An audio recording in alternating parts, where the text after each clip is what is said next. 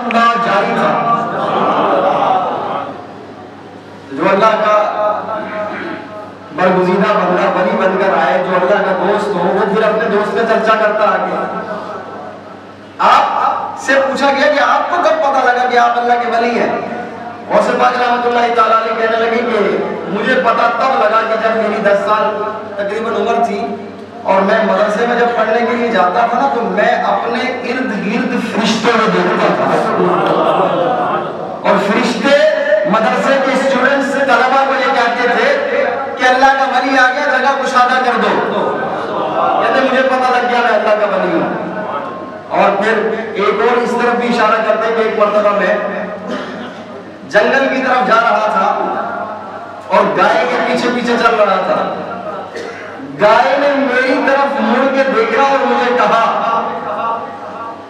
گائے نے یہ کہا کہ اللہ تعالیٰ نے آپ کو اس لیے پیدا نہیں کیا کہ آپ اس طرح ہمیں چلائیں آ کے. اس سے علماء نے 2 باتیں ظاہر کی ہیں. ایک تو یہ کہ انسان کو یہ بتانا مطلب تھا اس گائے کا بول کر کہ انسان کو ان کاموں کے لیے نہیں پیدا کیا، انسان کو پیدا کیا ہے عبادت کے لیے. وما خلقت الجن والانس الا ليعبدون. اللہ کا فرمان ہے کہ میں نے انسان اور جنوں کو اپنی عبادت کے لیے پیدا کیا ہے. ایک تو اس طرف اشارہ تھا، اور دوسرا اس طرف اشارہ تھا کہ اے عبد القادر، تم اللہ کے ولی ہو، تمہارے لیے یہ کام نہیں ہے، تمہارے شایان شان نہیں ہے، تم نے جا کے اللہ کا ذکر کو بلند کرنا ہے. آپ واپس آئے گھر پہ، آپ اپنے گھر کی چھت پر چڑھے. آپ نے جب چھت پہ چڑھ کر نگاہ کو دوڑائی تو آپ اپنے گھر کی چھت پہ کھڑے ہو کر میدان عرفات دیکھ رہے تھے. میدان عرفات میں حاجی احرام کی حالت میں ان کو دیکھ رہے ہیں. آپ نیچے آئے، اپنی والدہ سے عرض کرنے لگے کہ امی جان، میں دین کا علم حاصل کرنا چاہتا ہوں. اس امی جان کو کہا کہ جو صادقہ تھی، سچی تھی، پرہیزگار تھی، آپ کی والدہ ہی صالحہ تھی، نیک متقی. آپ کے والد بھی بڑے نیک متقی تھے. آپ کی والدہ کے متعلق ان کے والد یہ کہتے ہیں، یعنی ان کے نانا جان سیدنا شیخ عبد القادر جیلانی علیہ رحمہ کے نانا جان اپنی بیٹی کے بارے میں یہ بات کہتے ہیں کہ میری بیٹی ٹانگوں سے معذور ہے، ہاتھوں سے معذور ہے، گونگی ہے، اندھی ہے، بہری ہے. کن معنی میں یہ کہتے تھے؟ ان معنی میں کہتے تھے کبھی بھی ان کے اس اعضاء نے، اس پارٹ نے، اس عضو نے، اس جسم کے اس حصے نے کبھی بھی حرام چیز کو نہ دیکھا، نہ چھوا، نہ سنا، نہ پکڑا، نہ حرام کی طرف چلی ہے. اتنی متقی پرہیزگار. اور والد کیسے تھے؟ صرف ایک سیب نہر میں آتا ہوا دیکھا، اس کو کھا لیا تھا. اس کی معافی کے لیے کہ میں نے بغیر اجازت کھایا ہے، میں اس کی معافی کے لیے اس باغ کے مالک کے پاس گئے اور اس معافی کے عوض میں 2 سال تک باغ کی رکھوالی کرتے رہے کہ مجھے معافی مل جائے. جب ایسا صالح باپ اور ایسی صالحہ ماں ہو تو پھر ایسا ہی صالح بیٹا پیدا ہوتا ہے کہ غوث اعظم بنتا ہے. غوث اعظم رحمۃ اللہ تعالیٰ علیہ بارکت جب آپ نیچے آئے اپنے والدہ سے کہنے لگے کہ امی جان، میں نے دین کا علم حاصل کرنا ہے، میں علم دین طلب کرنا چاہتا ہوں، حاصل کرنا چاہتا ہوں. والدہ نے پوچھا کیوں بیٹا، کیا خیال آیا، کیوں دل میں یہ خیال آیا؟ آپ نے اپنا گائے والا سارا واقعہ سنایا. والدہ کی آنکھوں سے آنسو آنے لگے. والدہ نے کہا ٹھیک ہے. آپ نے وہ دینار جو ان کے والد نے چھوڑے تھے، 80 دینار بچے ہوئے تھے، لا کر ان کو دیے اور کہا کہ یہ لے جاؤ اور علم دین حاصل کرو. تو آپ نے 40 دینار لیے اور 40 دینار اپنے بھائی کے لیے چھوڑ دیے. آپ نے اپنے بھائی کے لیے 40 دینار چھوڑ دیے اور 40 اپنے پاس رکھے، اور والدہ نے آپ کے کرتے کے اندر سی دیا اور اس کے بعد کہا کہ اب آپ جا سکتے ہیں، بغداد کی طرف چل پڑے علم دین حاصل کرنے کے لیے. اور والدہ نے جاتے ہوئے ایک نصیحت کی، بیٹا کبھی جھوٹ نہیں بولنا. انہوں نے پکا عہد کر لیا کہ کبھی جھوٹ نہیں بولوں گا.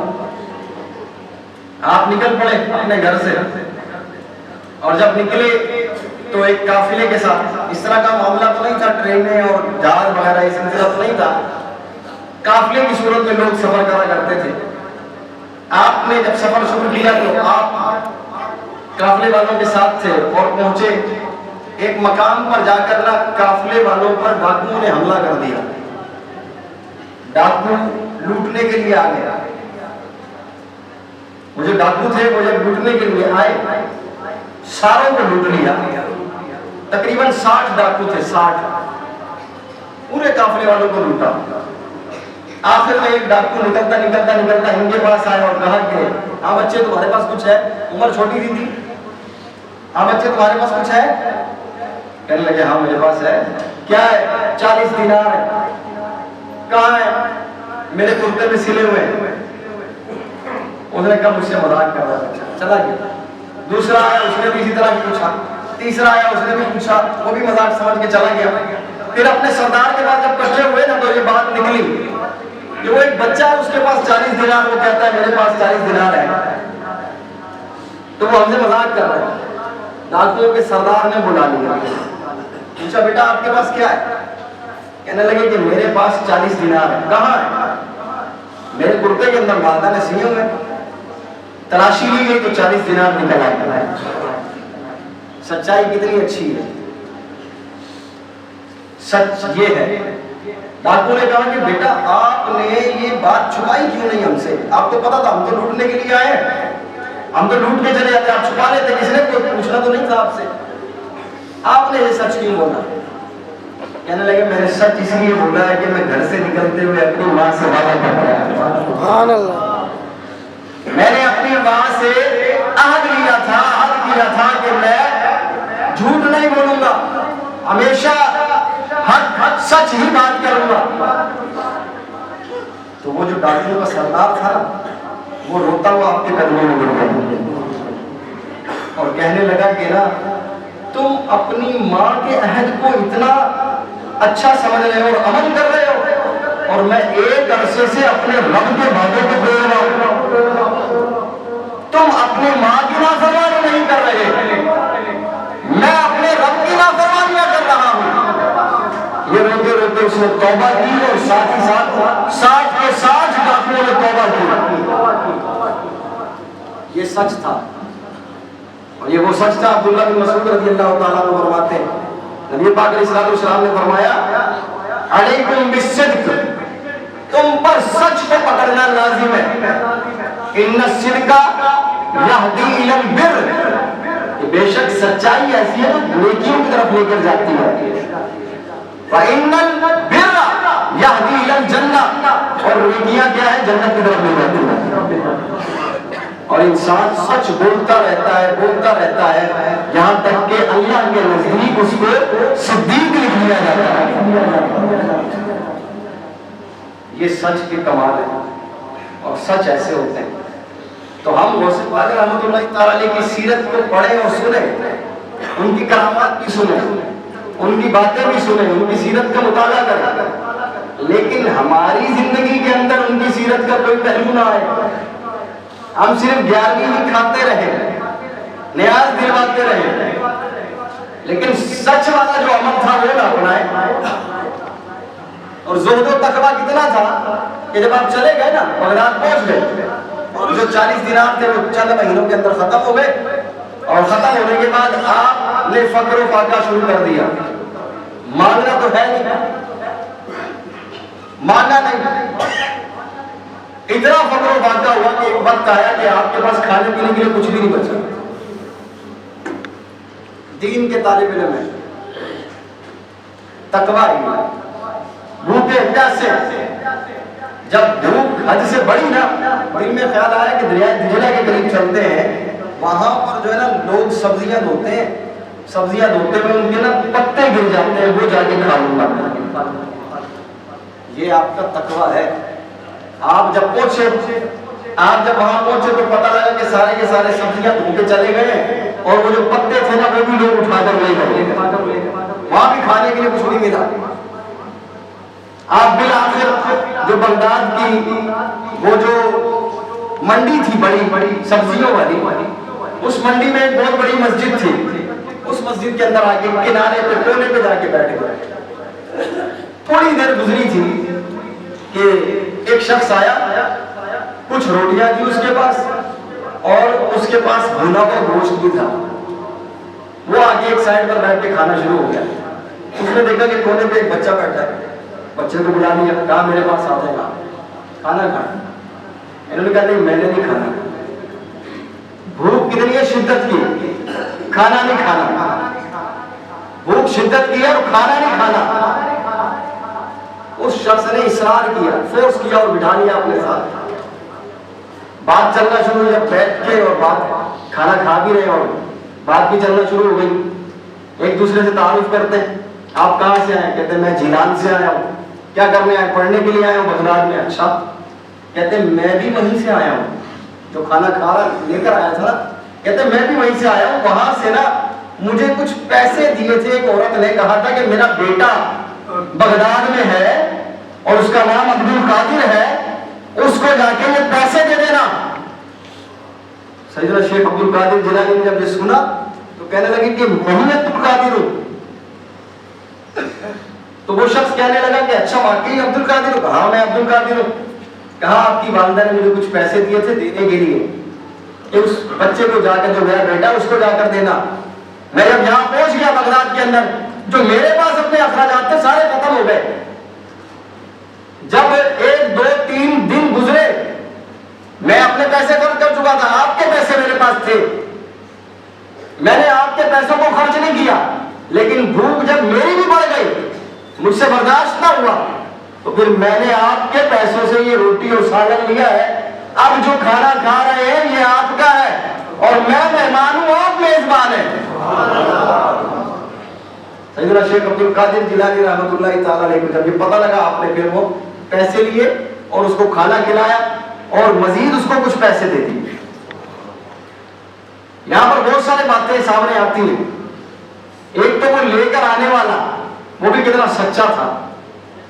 اور ہمارے یہاں کیا ہوتا ہے، اب تو بینکوں میں جو لوگوں کے پیسے ہوتے ہیں، اکاؤنٹس میں پیسے ہوتے ہیں، وہ نکال رہے ہیں جھوٹ بول بول کے، دھوکے دے دے کے۔ آپ کا بچہ اغوا کر لیا ہے، اتنے پیسے بھیجو گے تو ہم اس کو چھوڑیں گے۔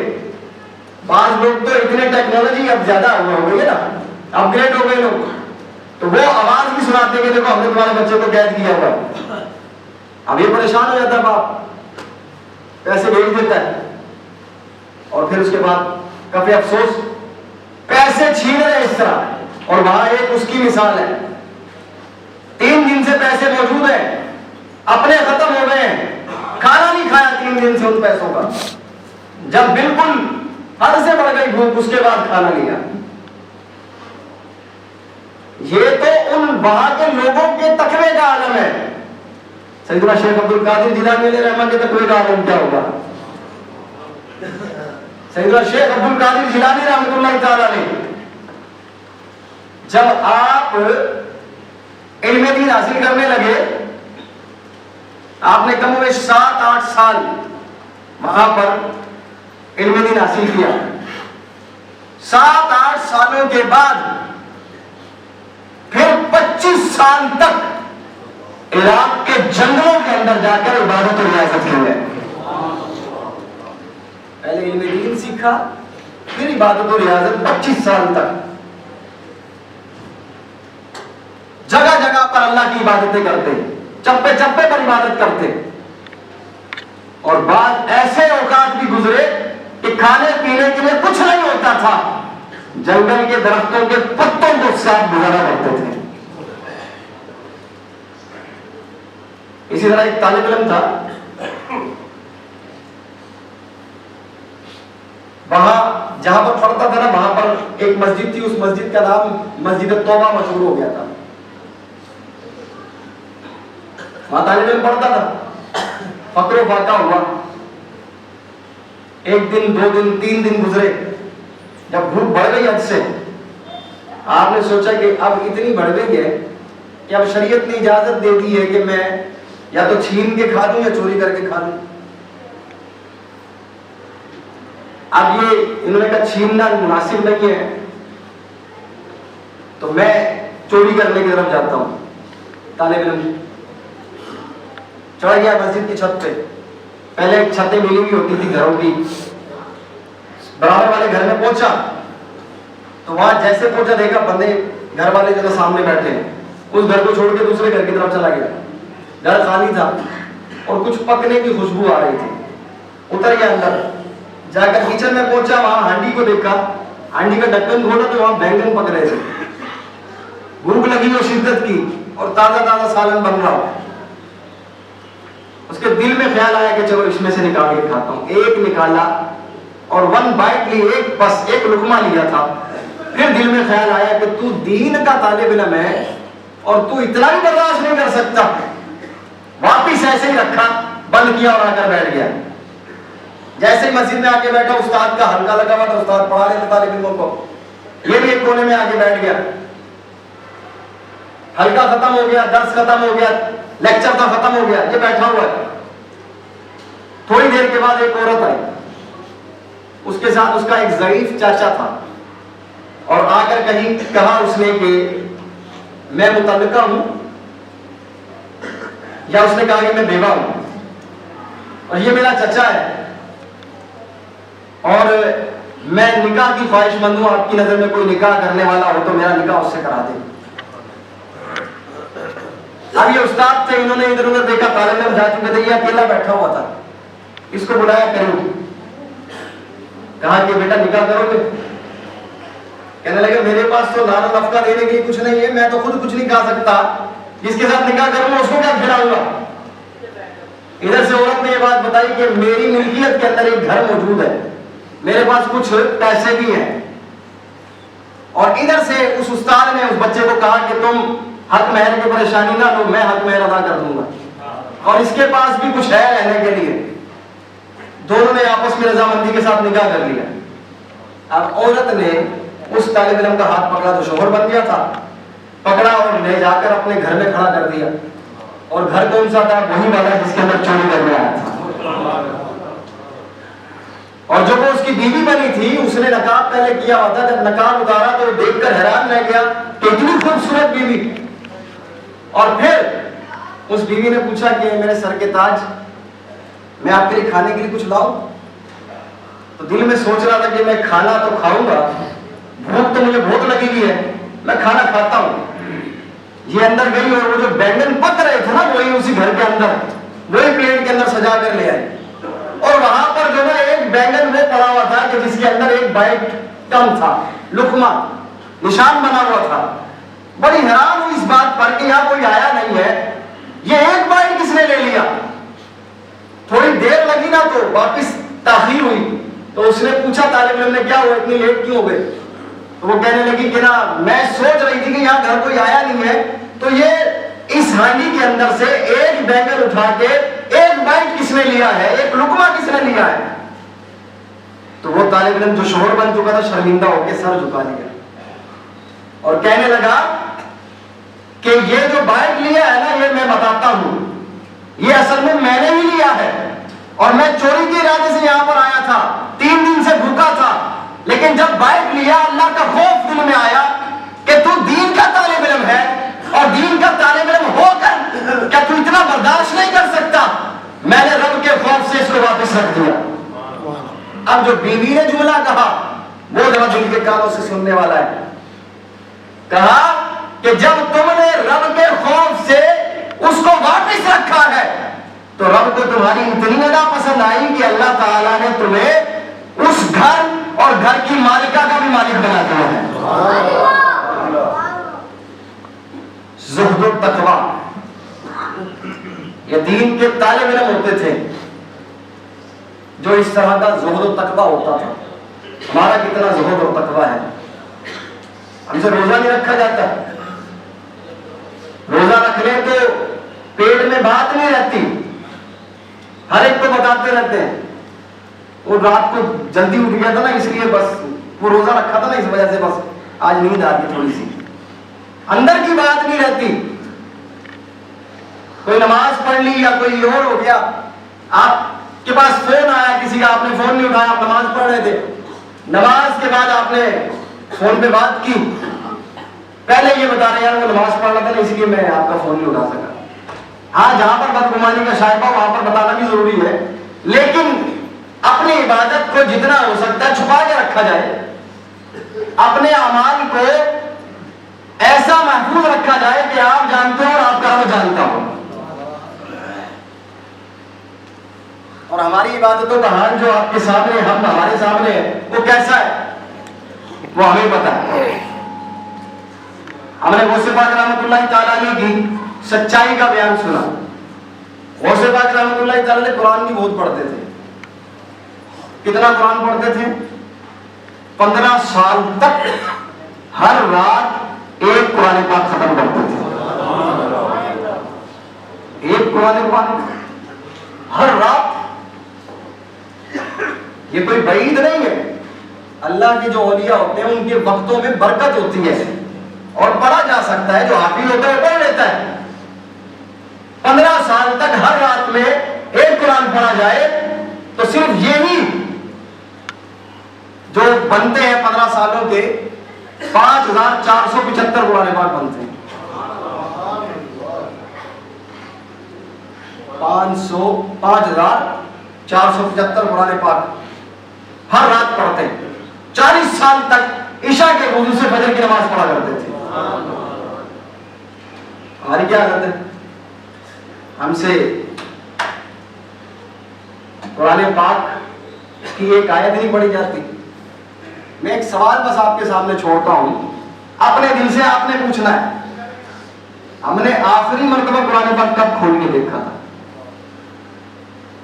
اب سوچ دل میں یہ بات آئے گی کہ شیطان وسوسے سے دے سکتا ہے نا, مجھے تو پڑھنا ہی نہیں آتا.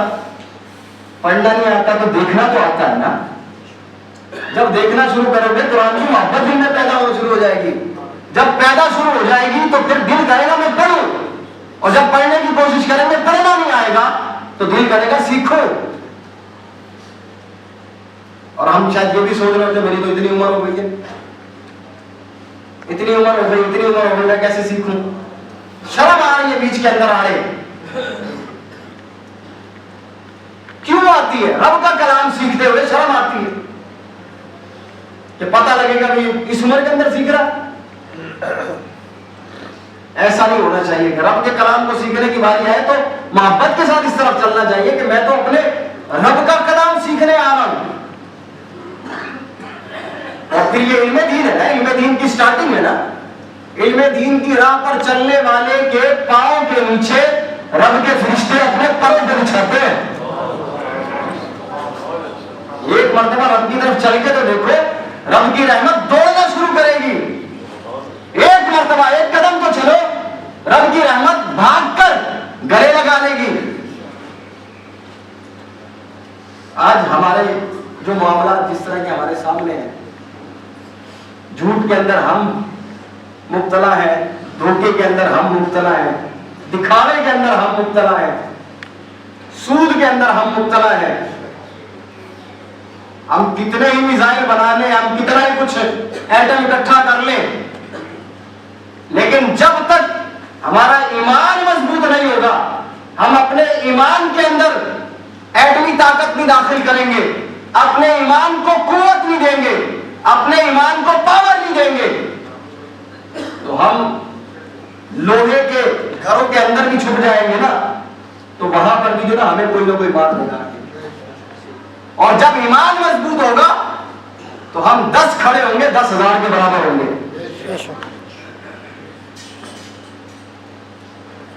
تو اپنے ایمانوں کی طرف دیکھیں. آج طرح طرح کے شیطان وسوسے ڈالتا ہے, بزرگوں کی طرف جانے سے روکنے والے بھی لوگ آ گئے ہیں. کوئی مرزا بنا پھرتا ہے, کوئی انجینئر بنا پھرتا ہے, کوئی کچھ بنا ہوا ہے, کوئی ڈاکٹر بن کے لوگوں کے دلوں کے اندر سے اللہ کے اولیاء کی محبت کو کم کرنا چاہتا ہے. کیونکہ یہ محبت ہی ہوتی ہے کہ جو ہمارے ایمان کو پختہ کرتی ہے, اور وہ لوگ کمزور کرنا چاہتے ہیں ایمان کو کہ اولیاء کی محبت ان کے دلوں سے نکلے اور ایسے ایسے لفظ استعمال کرتے ہیں بابے شابے یا کوئی شے ہی نہیں ہے، بابے کچھ بھی نہیں کر سکتے، اور بابے وہ کر دیں گے کہ تجھے پتہ بھی نہیں لگے گا۔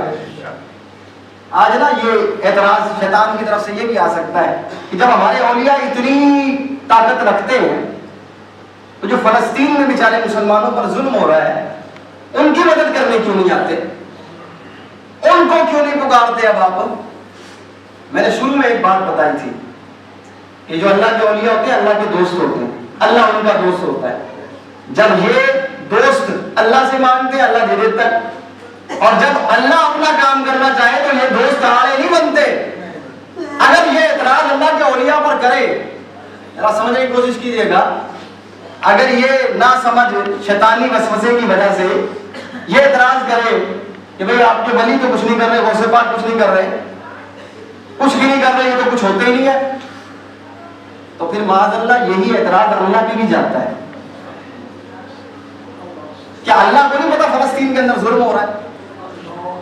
کیا اللہ کو نہیں پتا کہ اللہ کا کلمہ پڑھنے والے، اللہ کا نام لینے والے چھوٹے چھوٹے بچے کئی کئی ہزار کی تعداد کے اندر شہید ہو چکے ہیں؟ یہ تو ان کے ایمان کا جذبہ ہے کہ جو اپنے بچوں کے شہید ہونے کے بعد بھی مٹھائیاں بانٹ رہا ہے۔ پوچھا گیا کیوں بانٹ رہے ہو؟ کہتے میں اس لیے بانٹ رہا ہوں کہ میرے بچے مجھ سے پہلے جنت میں چلے گئے۔ یہ تو ان کا ایمان ہے کہ وہ پہنچ کر میرا انتظار کر رہے ہیں کہ ہمارا بابا کب جنت میں آئے گا، یہ ان کا ایمان ہے۔ وہ لوگ یہ نہیں کہتے میرا بیٹا چلا گیا، میرا وہ چلا گیا، میرا فلاں خاندان چلا گیا، وہ تو جب بھی دیکھتے ہیں کوئی مر گیا ہے تو وہ اللہ کا ذکر کرنا شروع کر دیتے ہیں۔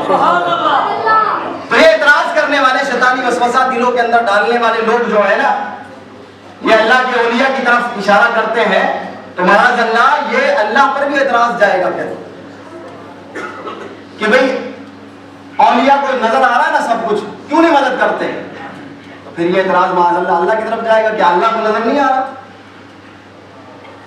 اللہ کو پتا ہے نا کہ بھئی ابھی مسلمانوں پہ، میرا کلمہ پڑھنے والوں پہ ظلم ہو رہا ہے، تو اللہ تعالیٰ کی تو صرف کل ارادہ کرنے کی ضرورت ہے، اسرائیل تو نیست و نابود ہو کے رہ جائے گا، اس کی کیا اوقات ہے آگے بات کرنے کی؟ کچھ کرنے کی اس کی کوئی اوقات ہی نہیں ہے۔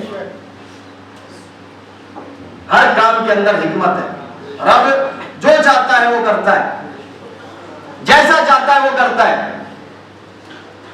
ہم اصل میں ریئلٹی سے پیچھے ہوتے ہیں، اصل جو حقیقت ہوتی ہے نا وہ ہمارے اندر نہیں رہتی، ہم بس دکھاوے کی طرف رہتے ہیں۔ تو یہ بات ذہن میں رکھے، جب ریئلٹی پہ آ جائیں گے نا، حقیقت پسند ہو جائیں گے، تو پھر جو رب کی طرف سے ملنے والی خوشی پر ہم خوش ہوتے ہیں نا، رب کی طرف سے ملنے والے دکھ میں بھی ہم قبول کریں گے۔ ہمیں پتا ہوگا نا کہ رب راضی ہے۔ آپ نے کبھی دیکھا نا، مختصر سی بات عرض کرتا ہوں، عورت کے یہاں جب بچے کی ولادت ہوتی ہے نا کتنی تکلیف ہوتی ہے، یہ عورت ہی جانتی ہے، لیکن جیسے ہی بچہ گود میں آتا ہے وہ سارے درد بھول جاتی ہے، اس کو پتا ہوتا ہے۔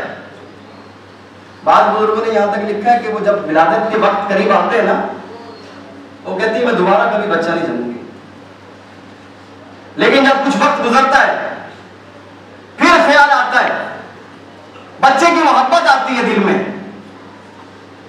اور پھر وہ درد بھی آتا ہے ذہن میں، لیکن وہ یہ سوچتی ہے کہ جس رب کی طرف سے درد آنا ہے نا، اسی رب کی طرف سے بچے نے بھی آنا اور مجھے خوشیاں مل جانی ہے۔ تو ہم حقیقت پسند بنے۔ یہ جو بابے شابے اور اس طرح کی باتیں کرنے والے لوگ ہیں نا، چاہے کوئی انجینئر ہو، چاہے کوئی ڈاکٹر بنا ہو، چاہے وہ کسی بھی قوم کا بندہ ہو، چاہے کتنا بڑا پیر ہو، اگر آپ کے بیٹھنے سے اس کے پاس بیٹھنے اور سننے سے آپ کے دل سے اللہ کے بندوں کی محبت نکلے نا، سمجھو یہ بندہ ٹھیک رہیں گے۔ کبھی نہ بیٹھے اس کے پاس، نہ سنے نہ آگے پھیلائیں۔ اللہ پاک عمل کی توفیق عطا فرمائے، آمین بجاہ النبی۔